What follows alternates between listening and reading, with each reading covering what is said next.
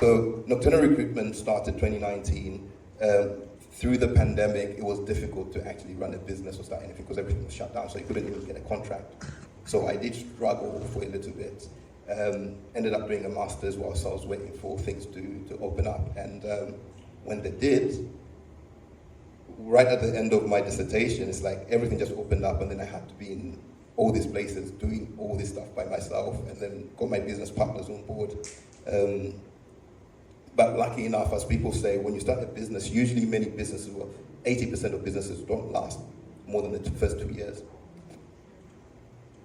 But we managed to pull through, and I think within the third year, we're able to achieve revenues of over £1 million. And when you go through that and see the possibilities, it kind of encourages you and pushes you to keep on moving forward. Moeti said, look, there's actually a lot of money in this business that we don't know about. And then when you start seeing it firsthand, you just think, wow, we've actually been sleeping. Because at the end of the day, health and social care, the majority of the workers are ethnic minorities, be it black or Asian. But how many of us actually own the businesses that generate that income to come into our household? Not many. We're actually the workers when we're meant to be the business owners. So the question, the challenge to you is, what are you doing in your own space to actually generate some income? Instead of being used by somebody to generate their income. Where do you stand? Okay, so I'll jump fast forward because, like I said, I'm not going to talk much about health and social care because Moish has spoken much about what you need to do. I'll speak about the other organization that I run, which is called the Basics Project. Now, that's come up through the ethos or the habit of, like, Jewish businessmen do the tithing, whereas they give a percentage of their business profits to charities and stuff like that. So we employed the same kind of principle in our business as well. But the question was, what do we actually invest in that's charitable, in terms of working that's worthwhile, in terms of our profits? And for me, I've always had a conviction to say you have to give back home. So like I said, the majority of our workers, 90% of our workers are of African origin in terms of care workers, nurses, support workers and stuff like that. So we thought Zambia definitely is a good point, a starting point. And how it started is a little story where my cousin died in Kafue. He lived next to a village in Kafue. And after the funeral, I called in to just check in, how did the funeral go? And I was told there was a group of about 40 kids with their mothers at the funeral. And the mothers were crying, saying, who's going to take care of our kids now? So surprisingly, well, my cousin died in a road accident. He was only 30 years old. But he had adopted these kids in the village to keep them from vices, and sponsored them in terms of registered them in the football league. He used to buy their kits and stuff like that. So they'd come to his funeral. So the mothers were complaining to say, who's going to take care of our kids? And apparently the last money they had, they donated to the funeral, towards the funeral.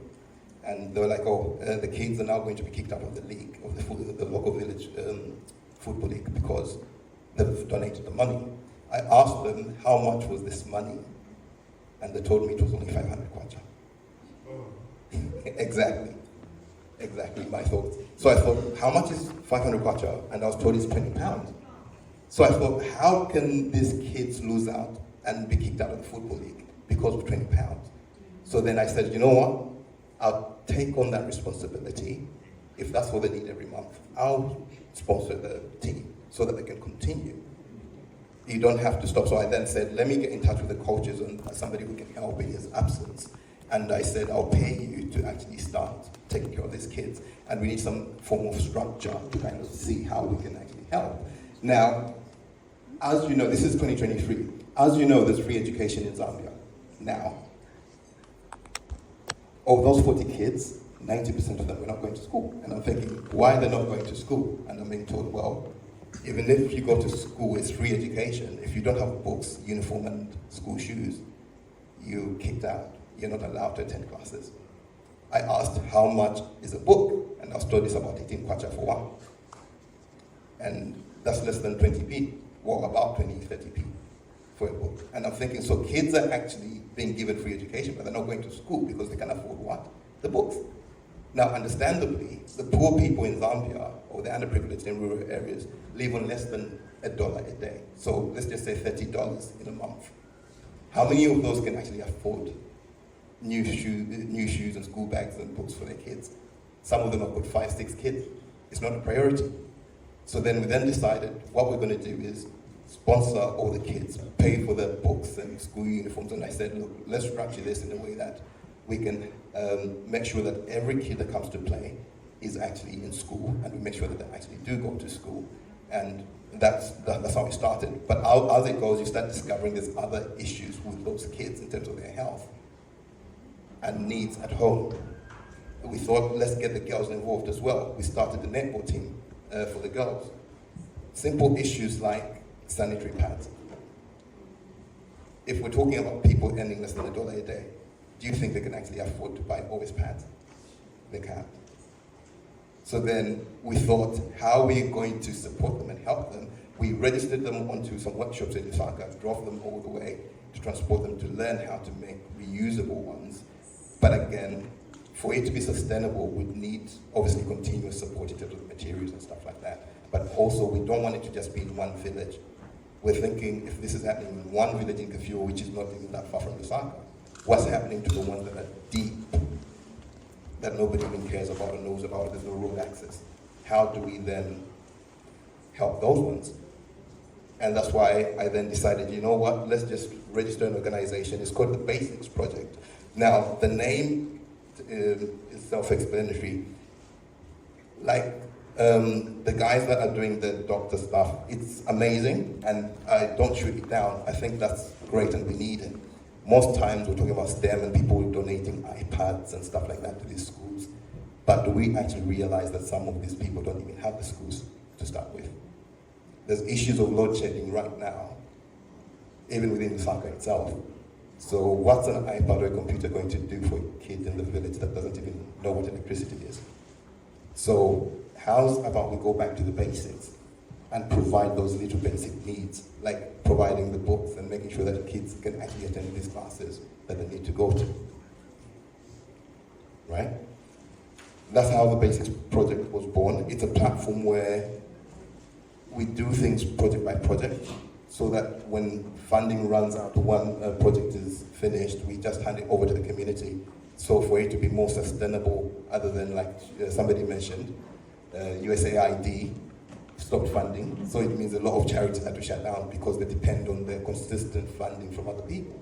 So I said, look, if we have an organization where anybody that wants to do a project and for the funds to do it, we can do that project, fund it yourself or raise funds, and then we can deliver it for you. So if you're in the diaspora, like in London, and you decide to do something in Zambia, you don't have to go through the onerous things of having to register your own charity, because how many charities are we actually going to register? When we can just have a platform where whenever we need something to be delivered to the community, we can actually do it through one platform. So it makes it easier, and when that project is actually done, then you move on to the next one because you've handed it over. So that's the whole basis with the Basics Project. And we started first of all with like drilling some boreholes in some of these villages, and then part of the story of the kids in the football team. So end of 2023, one of the kids in the football team whilst playing collapsed, and then they rushed him to the nearest clinic that they have within Shimabala and the village there. It serves about 3,000 to 4,000 people. When the kid got to the health center or the clinic, they said they didn't have the medication, they didn't have this and that, and he had to wait 4 hours or walk 12 kilometers to Kafue General Hospital.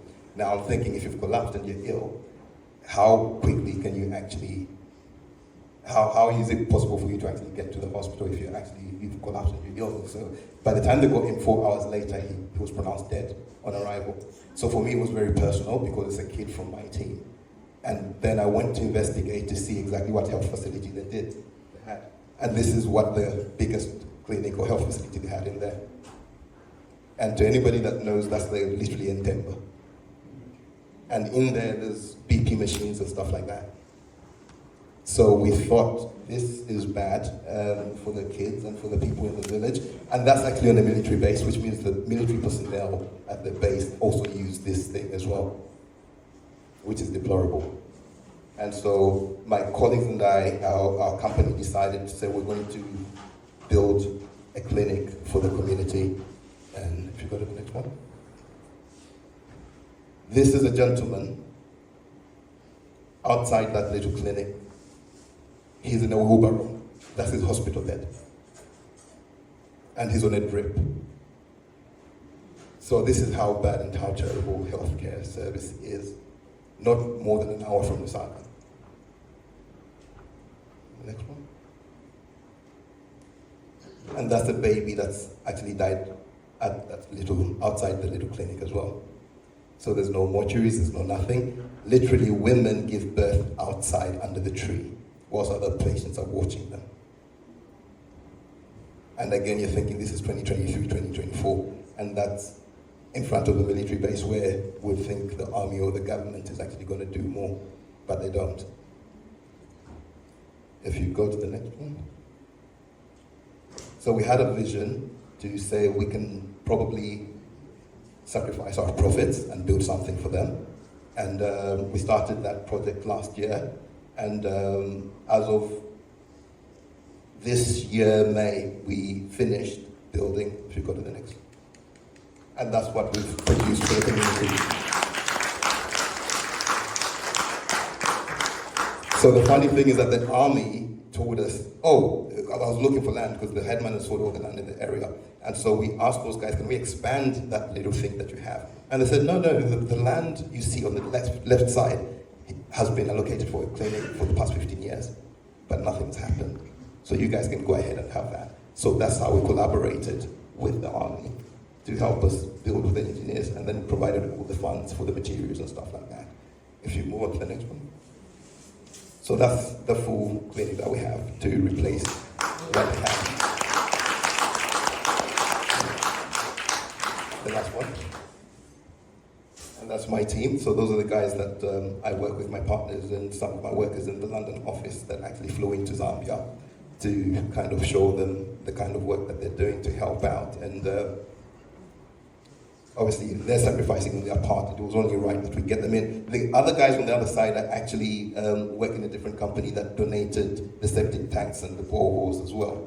So now that brings me to a quick discussion of collective impact in terms of delivery of services in Zambia. As you've seen, most times we work for the government to actually help or do things. But how many governments have actually managed by themselves to do things like this? And as people, as we are, should we be waiting for the government all the time to do things that we can actually do? Should people be dying like Samuel, kids who are 11 years old dying, when we can put funds together and resources without having to wait for the government to make a change and to save a life? So the saying goes that J.F. Kennedy said, ask not what your country would do for you, but what will you do for your country? That is something that I wanted to bring to you guys, to say we can collaborate in different ways and aspects to deliver where not only the government is failing, but we understand they've got no money. We know that. So I don't see how we expect them to do everything. Where do we play a part as citizens? Where do we play a part as the diaspora? And how are we giving back to our communities? What can you do for your